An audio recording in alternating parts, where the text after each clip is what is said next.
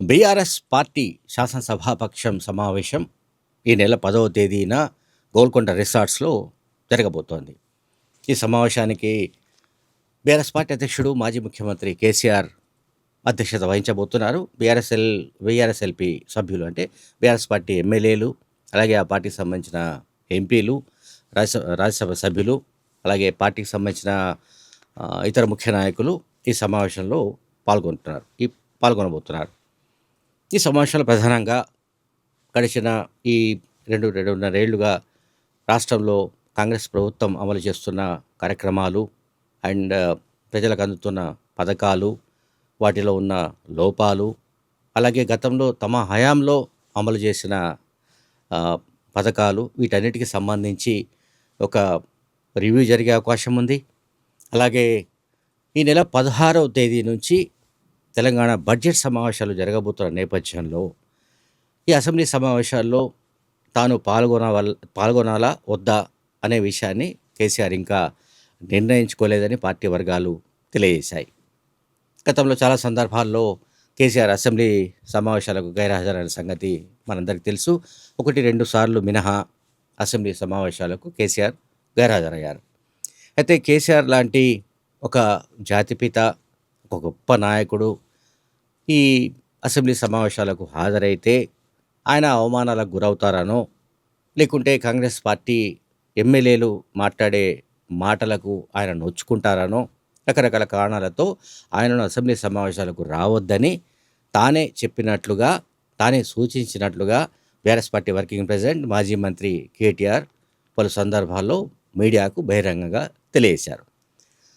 So now municipal ఎన్నికల ఫలితాల తర్వాత జరుగుతున్న ఈ అసెంబ్లీ సమావేశాల్లో ఎటువంటి వైఖరిని అనుసరించాలి, ఎటువంటి వ్యూహాలను అనుసరించాలి, అలాగే ప్రభుత్వాన్ని ఎట్లా ఇరుకున పెట్టాలి, ప్రభుత్వాన్ని ఏ ఏ అంశాల్లో ఎండగట్టాలి, అట్లాగే ప్రభుత్వాన్ని ఎక్కడెక్కడ డిఫెన్స్లో పడవేయాలి, అలాగే రేవంత్ రెడ్డిని ఏ రకంగా ఇరుకున పెట్టాలి, వీటన్నిటికి సంబంధించి కూడా మాజీ ముఖ్యమంత్రి కేసీఆర్ బీఆర్ఎస్ఎల్పీకి సంబంధించిన సభ్యులు అంటే బీఆర్ఎస్ ఎమ్మెల్యేలు, ఇతర నాయకులందరికీ ఆయన క్లాస్ ఇవ్వబోతున్నారు.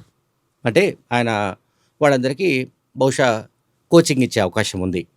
ఆయన ప్రసంగమే దాదాపు 2-3 గంటల పాటు కొనసాగుతుందని పార్టీ వర్గాలు తెలియజేస్తున్నాయి.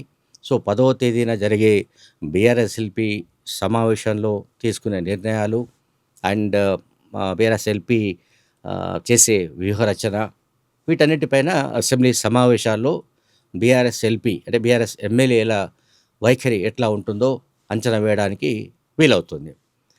అలాగే గడిచిన కొద్ది కాలంగా అంటే కంటోన్మెంట్ కావచ్చు, జూబ్లీహిల్స్ కావచ్చు, ఉప ఎన్నికల్లో ఓటమి గురి కావడం, అయితే సర్పంచ్ ఎన్నికలు కావచ్చు, అలాగే మున్సిపల్ ఎన్నికలు కావచ్చు, స్థానిక సంస్థల ఎన్నికల్లో పార్టీ పెర్ఫార్మెన్స్ బాగానే ఉన్నట్టు పార్టీ అంచనా వేస్తోంది.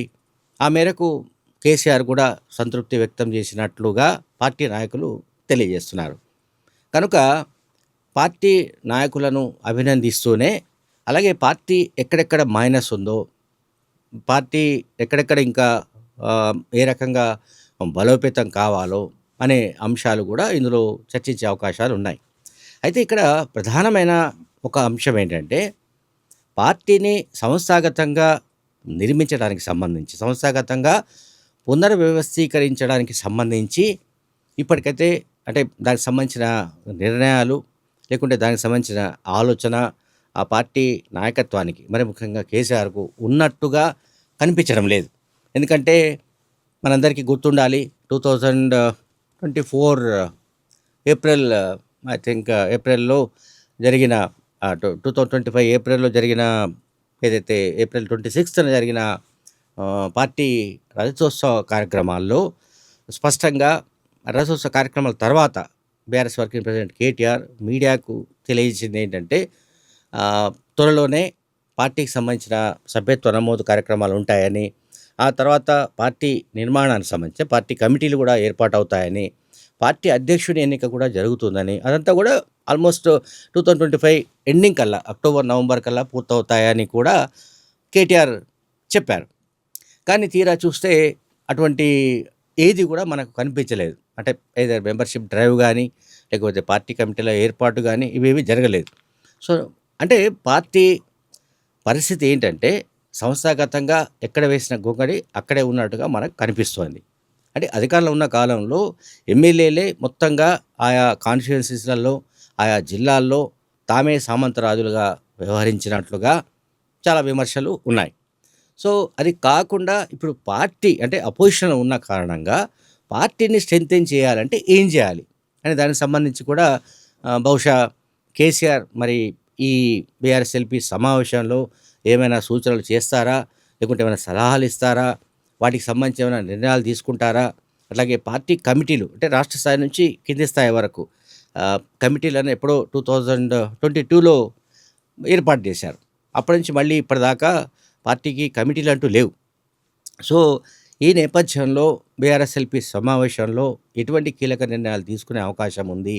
అంటే ఏ రకంగా రాష్ట్రంలో ఉన్న కాంగ్రెస్ ప్రభుత్వాన్ని ఇరుకున పెట్టడానికి సంబంధించి ఏ ఏ అంశాల్ని మనం టేకప్ చేయాలి? ఫర్ ఎగ్జాంపుల్ కృష్ణా, గోదావరి జలాలకు సంబంధించిన అంశం ఉంది. పెండింగ్ ప్రాజెక్టుల అంశం ఉంది. అలాగే కాళేశ్వరం ప్రాజెక్టు పునరుద్ధరణకు సంబంధించిన అంశం ఉంది. అలాగే ఇంకా అనేక విషయాలున్నాయి. రైతు బంధు అమలులో జరుగుతున్న జాప్యం ఒకటుంది. అండ్ ఇతర అంశాలన్నింటినీ కూడా టేకప్ చేయాలని బీఆర్ఎస్ఎల్‌పీ ఒక డెసిషన్ తీసుకునే అవకాశాలు కనిపిస్తున్నాయి. సో, ఇది కాకుండా అంటే బీఆర్ఎస్ఎల్‌పీ అసెంబ్లీ సమావేశాలు అనుసరించే పద్ధతి, వ్యవహారం ఇదంతా పక్కన పెడితే ప్రతి బీఆర్ఎస్ పార్టీ నాయకుడి నుంచి వస్తున్న ఒక విమర్శ ఏంటంటే, తమకు పార్టీకి సంబంధించిన కమిటీలు లేకపోవడం, లేకుంటే సంస్థాగతంగా పార్టీని ఎట్లా స్ట్రెంథెన్ చేయాలి అనే దానికి సంబంధించిన ఒక స్ట్రాటజీ లేకపోవడం వల్ల కూడా పార్టీ ఇబ్బందులకు గురవుతోంది. ఎందుకంటే పోలింగ్ బూత్ స్థాయి నుంచి ఇవాళ బీజేపీకి, కాంగ్రెస్ పార్టీకి 2 పార్టీలకు కూడా నెట్వర్క్ ఉంది. సో, ఈ నెట్వర్కు పార్టీలో లేదు. ఇప్పటికీ కేసీఆర్ బ్రాండ్ ఇమేజ్‌తో ఆ పార్టీ నడుస్తోంది. ఆ పార్టీకి ఎక్కడైనా ప్రజల్లో ఆదరణ ఉందంటే, ప్రజల మద్దతు ఉందంటే అది బికాజ్ ఆఫ్ కేసీఆర్. కేసీఆర్ మాత్రమే ఆ పార్టీకి ఒక ప్రధాన ఆకర్షణగా ఉన్నారు. బ్రాండ్ ఇమేజ్ ఆయనకు మినహా కేటీఆర్‌కు గానీ, హరీష్ రావుకు కానీ, మరొకరికి కానీ ఆ స్థాయి బ్రాండ్ ఇమేజ్ వీళ్ళు సంపాదించుకోలేకపోయారు. కనుక కేసీఆర్ ఆధారిత పార్టీగానే ఆ పార్టీ కొనసాగుతున్న విషయాన్ని మనం మర్చిపోవడానికి వీల్లేదు. సో, ఈ కాంటెక్స్ట్‌లో ఈ సమావేశంలో ఏ రకంగా చర్చ జరుగుతుంది? మిగతా వాళ్లకు మాట్లాడే అవకాశం ఇస్తారా? అంటే పార్టీ ఎమ్మెల్యేలకు కానీ, లేకుంటే పార్టీ నాయకులకు కానీ ఎవరైనా మాట్లాడే అవకాశం ఇస్తారా? అనేది అనుమానమే. ఎందుకంటే ఈ పార్టీలో అటువంటి సిలబస్ లేదు. కేసీఆర్ పార్టీలో గతంలో టీఆర్ఎస్‌గా ఉన్నప్పుడు కానీ, ఆ తర్వాత బీఆర్ఎస్‌గా మారిన తర్వాత కానీ కేసీఆర్ చెబుతారు, మిగతా వాళ్ళంతా వినాలి. ఈ సిలబస్ నడుస్తోంది. సో, ఈ సిలబస్ నడుస్తున్నప్పుడు మిగతా పార్టీ నాయకుల నుంచి విమర్శనాత్మకంగా అంటే నిర్మాణాత్మకంగా ఎవరైనా ఏమైనా మాట్లాడినా వాటిని స్వీకరించే అవకాశాలు కేసీఆర్‌కు లేవు. అటువంటి పరిస్థితుల్లో ఆయన ఎప్పుడూ లేడు.